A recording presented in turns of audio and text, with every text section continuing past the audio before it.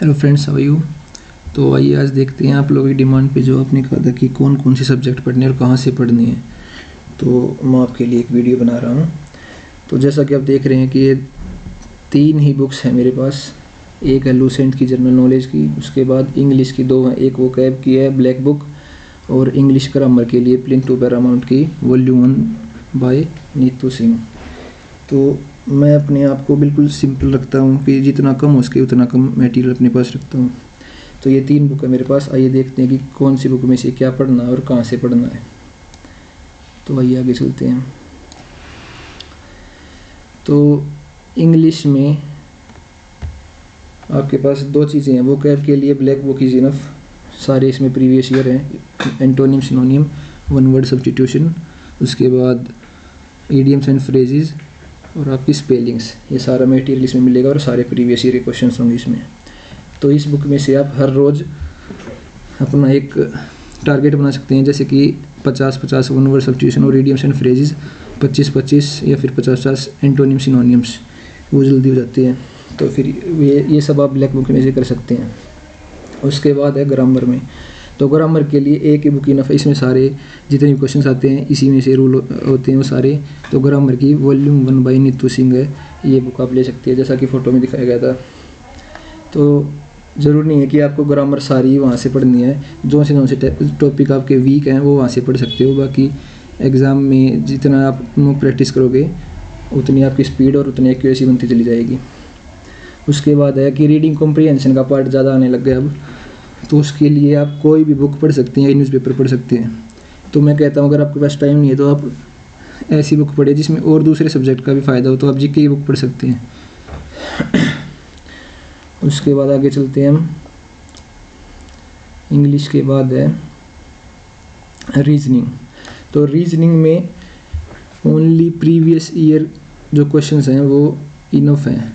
तो जितने ज़्यादा उसकी मॉक प्रैक्टिस करें रीजनिंग की।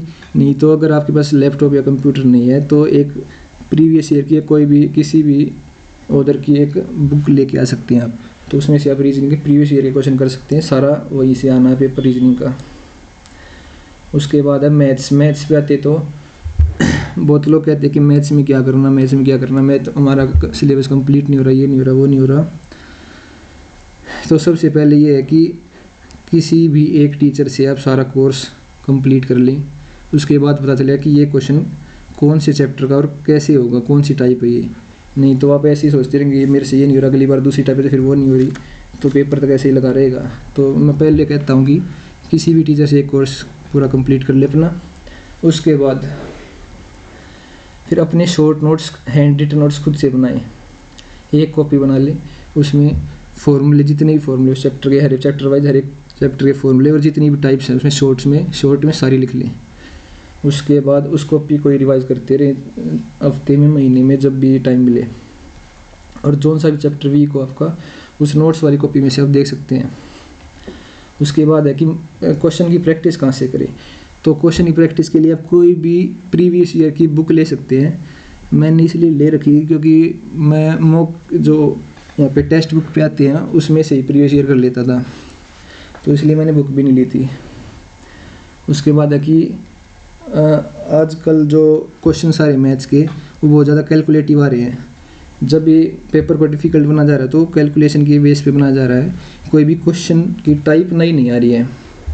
तो आप कैलकुलेशन क्विज़ भी साथ के साथ दे सकते हैं, इससे आपकी स्पीड भी बढ़ेगी और टाइम में पेपर भी पूरा हो जाएगा।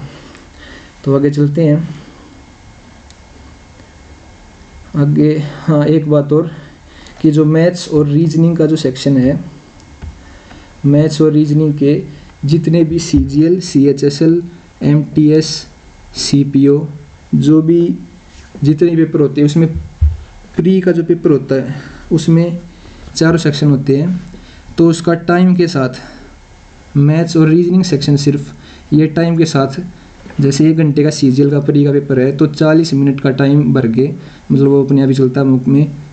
तो टेक्स्ट बुक पे जाके 40 मिनट में हर एक दिन का मैथ्स और रीजनिंग का पेपर करना आपको। प्री के हर एक शिफ्ट के जितने भी शिफ्ट हुई हैं अभी 2022 CGL में, CGL 21, CHSL जितने भी पेपर हुए हैं उनके सिर्फ और सिर्फ मैथ्स और रीजनिंग के 40 मिनट में करने हैं।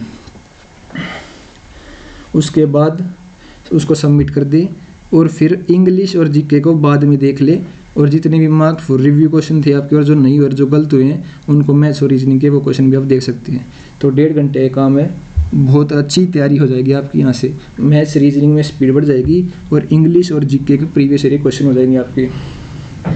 उसके बाद आगे चलते हैं।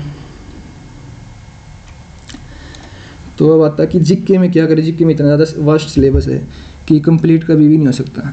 तो इसमें मैंने टॉपिक लिखे हुए हैं कि अगर आप इन टॉपिक्स को कर लेंगे तो आपको जो मिनिमम मार्क्स जो हर एक कैंडिडेट लेके आता है उतने मार्क्स आपके आ जाएंगे। तो आप देख सकते हैं सबसे इम्पोर्टेंट पार्ट है जो जीके का वो स्टैटिक जीके है। 3 पार्ट में जीके है, एक स्टैटिक जीके पार्ट, एक करंट अफेयर है और एक है जो बाकी जो सब्जेक्ट्स जो अपने 10th तक पढ़े थे साइंस के तीनों, और हिस्ट्री, ज्योग्राफी, पॉलिटी और इकोनॉमिक्स, ये सारा जीके का पार्ट है। उसमें से सबसे इम्पोर्टेंट है स्टैटिक जीके, जिस पे आप कमांड बना सकते हैं अपनी और पूरे मार्क्स ले सकते हैं। तो ये आप टॉपिक देख सकते हैं। सबसे पहला नेशनल पार्क्स, उसके बाद wild life sanctuary, dance and dancers. ये डांसर्स पे बहुत ज़्यादा क्वेश्चन आ रहे हैं अभी, तो इनको आप याद कर सकते हैं। उसके बाद फेस्टिवल्स, ट्राइब्स, सेंसस 2011 का, अब 2021 वाला जो 22 में हो रहा था वो आने वाला थोड़े दिनों के बाद, महीनों के बाद कुछ। उसके बाद है important days and themes, lakes, dams, headquarters और इंटरनेशनल ऑर्गेनाइजेशन के। उसके बाद है temples, musical instruments and gharana, GI tags, government schemes, mountain passes, books and others, awards. उसके बाद है नेबरिंग कंट्रीज जितनी भी अपने उनकी कौन उसमें प्रेसिडेंट प्राइम मिनिस्टर है और कौन सी किसकी कैपिटल करेंसी, सब कुछ आप याद कर सकते हैं। हाईएस्ट हिल कौन सी है वहाँ पे, तो हाईएस्ट, स्मॉलेस्ट और बिगेस्ट, ये सारी चीज़ें अपनी अपनी कंट्रीज़ की कर सकते हैं। उसके बाद है स्पोर्ट्स टर्म्स जितने भी हैं और जितनी पर्सनैलिटीज़ हैं स्पोर्ट्स की और उनकी ऑटोबायोग्राफी, सारी चीज़ें आप कर सकते हैं। उसके बाद वोल्केनोज जो भी रिसेंट न्यूज़ में है, स्ट्रेट्स, एक्सरसाइजेज जो मिलिट्री एक्सरसाइज हैं वो। उसके बाद एसआई यूनिट जो भी फिजिक्स की हैं। उसके बाद और कोई जो मिसलेनियस कोई भी टॉपिक जो मेरे से रह गया वो भी आप कर सकते हैं। तो इन सारी चीज़ों को आप कहाँ से करनी है, तो इसके लिए बहुत सारी पीडीएफ्स टेलीग्राम चैनल्स पे शेयर की जाती हैं बहुत सारे चैनल्स के द्वारा, वो आप कर सकते हैं जिसकी भी आए। और यूट्यूब चैनल पे टॉपिक वाइज सर्च मार के आप कहीं से भी कर सकते हो ये सारा चीज़। उसके आगे चलते हैं। तो उसके बाद करंट अफेयर्स कहाँ से करें। करंट अफेयर्स के लिए अगर मंथली करंट अफेयर्स यूट्यूब से आप कर सकते हैं तो वहाँ से आप कर सकते हैं। सभी के पास नेट होगा, इंटरनेट फैसिलिटी सभी के पास है, जियो की मेहरबानी है। उसके बाद यूट्यूब से करंट अफेयर्स मंथली और ईयरली भी आ गए होंगे। 2022 का जनवरी आ गया, 23 का, तो 22 के करंट अफेयर पूरे ईयरली भी आने लग गए होंगे, तो वो भी आप कर सकते हैं यूट्यूब चैनल से। इंपॉर्टेंट रिपोर्ट जितने भी आप सारे कर सकते हैं। उसके बाद जो पीडीएफ्स आती हैं चैनल्स पे, वो सारी पीडीएफ्स जिसकी भी आपको फ़ॉन्ट साइज़ और स्टाइल अच्छा लगे उसके आप पढ़ सकते हैं। जितनी ज़्यादा पढ़ोगे उतना ज़्यादा आपका फ़ायदा होगा। और प्रोक्रेस्टिनेशन से बचें। जितना ज़्यादा आप सोचोगे कि ये पीडीएफ ले ली, ये पीडीएफ ले ली, उसमें आपका नुकसान होगा। पीडीएफ को मिलते ही साथ पढ़ना स्टार्ट कर दें, नहीं तो वो पीडीएफ ऐसे ही फ़ोन में पड़ी रहती है। मैंने तो सारी डिलीट कर दी हैं, जो मिलती है गेल की गेल साथ ही साथ पढ़ता हूँ अपनी सारी की सारी। उसके बाद लास्ट मंथ की कंपाइलेशन आती है।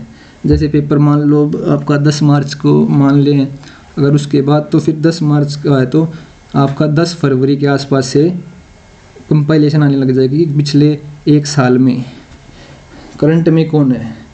अब हम याद कर लेते कि अपॉइंटमेंट हुई है 2022 के फरवरी में, लेकिन वो 2023 के फरवरी तक चेंज हो जाएगी बीच में। तो लास्ट में फाइनली क्या होगा, वो लास्ट मंथ कंपाइलेशन में सब कुछ आ जाएगा। तो अब वो वहाँ से तो वो तो करनी ही है। उससे पहले अगर आप ये दोनों चीज़ें कर लेते हो, मंथली करंट अफेयर और पीडीएफ्स, तो इससे आपकी बहुत ज़्यादा मतलब कि अच्छी तैयारी हो जाएगी और रिवीजन हो जाएगी लास्ट मंथ कंपाइलेशन से। उसके बाद आगे चले तो जीके के जो बाकी सब्जेक्ट्स हैं उनको देख लेते हैं। उनमें अगर आप सारा नहीं कर पाते तो मिनिमम ये टॉपिक ज़रूर कर ले जो भी मैं आपको बता रहा हूँ। तो हिस्ट्री में 3 पार्ट है, एंशिएंट, मेडिवल और मॉडर्न। तो एंशिएंट हिस्ट्री में इंडस वैली सिविलाइजेशन बहुत ज़्यादा इम्पोर्टेंट है अगर एंशिएंट की हिस्ट्री की बात करें। और इसमें कौन सी रिवर को पास्ट में क्या कहते थे, वो सारी चीज़ें, वैदिक टाइम पे क्या क्या नाम थे, वो सारी आप याद कर सकते हैं। उसके चलते हैं मेडिवल हिस्ट्री पे। मेडिवल में दिल्ली सल्तनत और मुगल सल्तनत, ये जो दो हैं बहुत ज़्यादा इम्पोर्टेंट हैं। और इनके बीच में जो मौर्यन पीरियड और गुप्ता पीरियड था वो भी बहुत ज़्यादा इम्पोर्टेंट है। उसके बाद मॉडर्न हिस्ट्री पे आते हैं तो गांधीयन एरा है जो वो, और जितनी भी इंडियन नेशनल कांग्रेस की सेशंस होते हैं, कौन उसमें चेयरमैनशिप किसने की थी, वो सारी चीज़ें कहाँ हुई थी, first women, first Indian women, ये सारी चीज़ें आप याद कर सकते हो। और फुल टाइम लाइन आपको याद होनी चाहिए कि 1885 से लेकर 1947 तक क्या क्या हुआ था, ईयर वाइज आपको सब कुछ याद होना चाहिए। उसके बाद पॉलिटी में चलते हैं। तो पॉलिटी में ये सारे टॉपिक बहुत ज़्यादा इंपॉर्टेंट, आर्टिकल्स बहुत ज़्यादा आ रहे हैं पेपर्स में। उसके बाद fundamental rights, fundamental duties, DPSP, directive principle of state policy, Ireland से लिया हुआ है। उसके बाद कौन सी जगह से कौन सी चीज़ ली गई है, कौन सी देश से ली गई है, वो सारी चीज़ें। उसके बाद पार्ट्स एंड शेड्यूल्स, कौन से पार्ट, कितने पार्ट हैं, कितने शेड्यूल है, कौन से शेड्यूल में क्या है। जैसे पार्ट 20 शेड्यूल होते हैं, टीयर्स ऑफ ओल्ड PM, ये शॉर्ट ट्रिक आप याद ही कर लीजिए यहाँ पे ही। 12 शेड्यूल है, tears of old PM panchayat, municipality, ऐसे सारे शॉर्ट ट्रिक्स हैं। उसके बाद पार्ट्स हैं जो 24, पार्ट 20 अमेंडमेंट है, पार्ट 18 इमरजेंसी है, ऐसे आप सारे याद कर सकते हैं। सारे आर्टिकल्स भी बहुत ज़्यादा इंपॉर्टेंट है सारी चीज़ें। उसके बाद है प्रेसिडेंट के कौन से आर्टिकल में उसके पास क्या पावर है, क्या चीज़ें, किसको अपॉइंट करता है, किसको रिमूव करता है, किसको दिलाता है, ये सारी चीज़ें आप याद कर सकते हैं। और जिसको ये अपॉइंट करता है उसकी कितनी टेन्योर है, क्या उसकी टर्म्स एंड कंडीशन, वो सारी आप देख सकते हैं। उसके बाद सुप्रीम कोर्ट, हाई कोर्ट और उनकी रिट्स 5 तरह की हैं, जो हीबस कॉर्पस, और ये जो जितनी भी हैं, मैंडेमस, सरसरी, प्रोहिबिशन, एक और बच गई, कौन सी रहेगी वो, ये सारी रिट्स आप याद कर सकते हैं। उसके बाद है पंचायती राज, फिर अमेंडमेंट और इमरजेंसी, ये सारे टॉपिक्स आप याद कर सकते हैं। उसके आगे चलते हैं। उसके बाद इकोनॉमिक्स में बेसिक जितनी भी टर्म्स हैं उनको आप एक बार देख सकते हैं, वो ज़्यादा डीप में जाने की कोई ज़रूरत नहीं है। थोड़ा सा शायद 20 मिनट की पूरी इकोनॉमिक्स होती है। उससे आगे चलते हैं। इसमें law of demand, law of supply, gift in goods, और ये छोटे मोटे टॉपिक्स हैं। और एक और मॉनेटरी पॉलिसी इंपॉर्टेंट टॉपिक है इसमें। एक और अनएम्प्लॉयमेंट कौन सा होता है, डिस्गाइज अनएम्प्लॉयमेंट और सीजनल अनएम्प्लॉयमेंट, टेक्निकल अनएम्प्लॉयमेंट, ये सारे हैं। टेक्नोलॉजिकल अनएम्प्लॉयमेंट में है कि नई टेक्नोलॉजी आ गई तो फिर वो अनएम्प्लॉय हो जाएगा जिसको टेक्नोलॉजी नहीं आती। और वही डिस्गाइज्ड में एक ही काम करने के लिए 2 आदमी इनफ हैं, लेकिन 6 घर के 6 की 6 लगे हुए हैं, डिस्गाइज अनएम्प्लॉयमेंट है। उसमें मार्जिनल प्रोडक्टिविटी 0 जाती है। ऐसे आप सारे टॉपिक याद कर सकते हैं। और इसमें कुछ फॉर्मूले भी आने लगे हैं इकोनॉमिक्स में कि नेट नेशनल प्रोडक्ट क्या होता है, और GDP, NDP, ये सारे आने लगे हैं। उसके बाद है ज्योग्राफी की बात करें तो ज्योग्राफी में कुछ टॉपिक्स हैं, जैसे रिवर सिस्टम हो गया, उसके बाद माउंटेन पासिस हो गए हमारे, सोलर सिस्टम, और लॉन्गिट्यूड लैटिट्यूड क्या इस पे इफेक्ट पड़ता है दिन रात का, और मंथ का, सीजन्स का, मानसून का, ये सारी चीज़ें याद कर सकते हैं। उसके बाद मानसून, सोइल की टाइप कितनी है। उसके बाद वेजिटेशन एंड क्रॉप्स, रबी, खरीफ और जैद जो भी हैं। उसके बाद ट्रांसपोर्टेशन, नेशनल हाईवे जो सी पोर्ट्स हैं, और जितने भी हमारे एयरपोर्ट्स कौन से कहाँ पे हैं, ये सारी चीज़ें आप याद कर सकते हैं। बाकी स्टैटिक जीके में सारे टॉपिक दे रखे थे, कौन सा डैम कहाँ पे है, ये सारी चीज़ें स्टैटिक में आप कर चुके हैं पहले ही। नेशनल पार्क्स और wildlife sanctuaries, bird sanctuaries जितनी भी हैं सारी उसमें स्टैटिक जीके में जाएंगी। उससे आगे चलते हैं तो फिर है फिजिक्स, ये साइंस के टॉपिक्स आ गए। फिजिक्स में सबसे इम्पोर्टेंट है SI यूनिट्स और इन्वेंशन किसने की थी, किस चीज़ की, और बाकी सारे बेसिक जितने भी हैं उनकी डेफिनेशन और जितनी भी थ्योरीज़ हैं और जैसे लॉ हैं उनको आप एक बार सारे को पढ़ सकते हैं।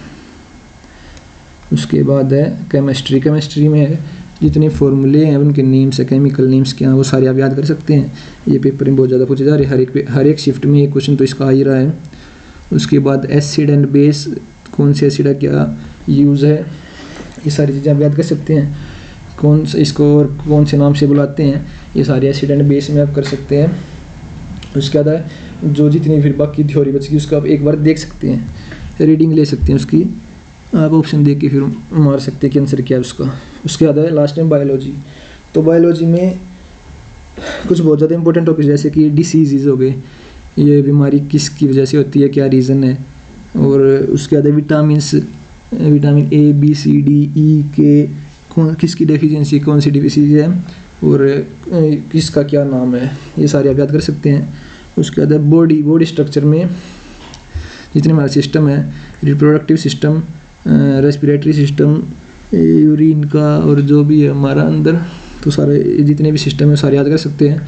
और फिर अब ब्लड और जो भी बाकी टॉपिक बच गए मेन से जो भी आपको दिखे बुक में, वो सारे आप पढ़ सकते हैं लूसेंट में से।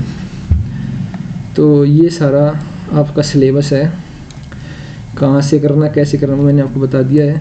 एक बार दोबारा से तो ये सब देख सकते हैं कि ये बायोलॉजी का, ये केमिस्ट्री का, ये फिजिक्स, उसके बाद ये ज्योग्राफी, ये बस इंपॉर्टेंट टॉपिक्स होता है। बाकी आप हर एक टॉपिक को एक बार थोड़ा सा, चाहे एक लाइन पढ़नी पड़े, एक बार देखना ज़रूर है, क्योंकि कई बार पहली लाइन से ही क्वेश्चन आ जाता है।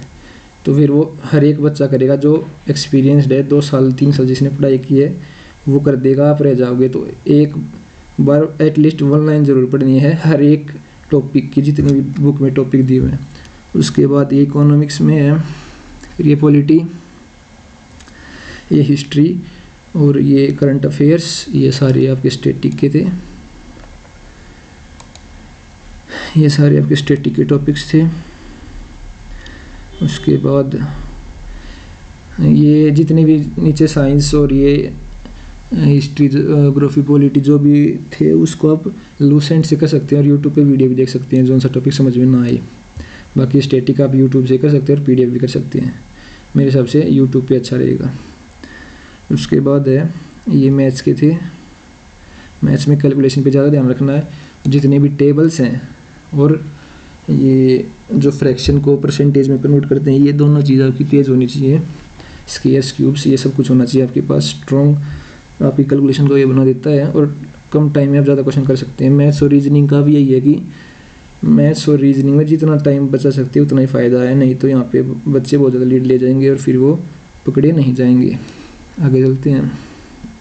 रीजनिंग सिर्फ प्रीवियस ईयर पे बेस्ड आती है और ये इंग्लिश का है कि इंग्लिश में कहाँ से क्या करना। ग्रामर सिर्फ और सिर्फ नीतू सिंह की वॉल्यूम 1 से इनफ है, वो क्या ब्लैक बुक से हो जाएगी सारी। ज़्यादा बुक्स आपको रखने का और शौक हो तो आप कितनी बुक रख सकते हैं, लेकिन मिनिमम ये हर एक की प्रीवियस ईयर की बुक ले सकते हैं आप हर एक सब्जेक्ट की। और ये सारी चीज़ें जो मैंने बताई मिनिमम ये चीज़ें हैं, ज़्यादा आप कुछ भी कर सकते हैं। ये मैंने एक लोअर लिमिट बता दी आपको कि कम से कम ये तो होना चाहिए। और मेरे पास आप देख सकते हैं सिर्फ और सिर्फ ये 3 ही बुक्स हैं और बस मैं मॉक टेस्ट देता हूँ और उसमें मॉक टेस्ट दे के जो स्ट्रेटजी है वो बन जाती है कि कैसे मॉक टेस्ट देना है। एक वीडियो बना के मैं आपको बता भी दूँगा कि ये सारा सिलेबस करने के बाद मॉक टेस्ट कैसे लगाने हैं आपको, कैसे आपके मार्क्स इंक्रीज़ होंगे। मेरी मार्क्स जब मैंने स्टार्ट किया था तो 90 के आसपास आते थे 200 में से फ्री में। उसके बाद फिर मैंने मेहनत की और जो भी हुआ तो अब 170 कई बार आ जाते हैं। तो अगर वीडियो अच्छी लगी तो लाइक करें, सब्सक्राइब करें चैनल को और अपने दोस्तों के साथ जो भी जिसने तैयारी स्टार्ट की है तो आप उसके साथ शेयर भी कर सकते हैं। तो थैंक यू ऑल।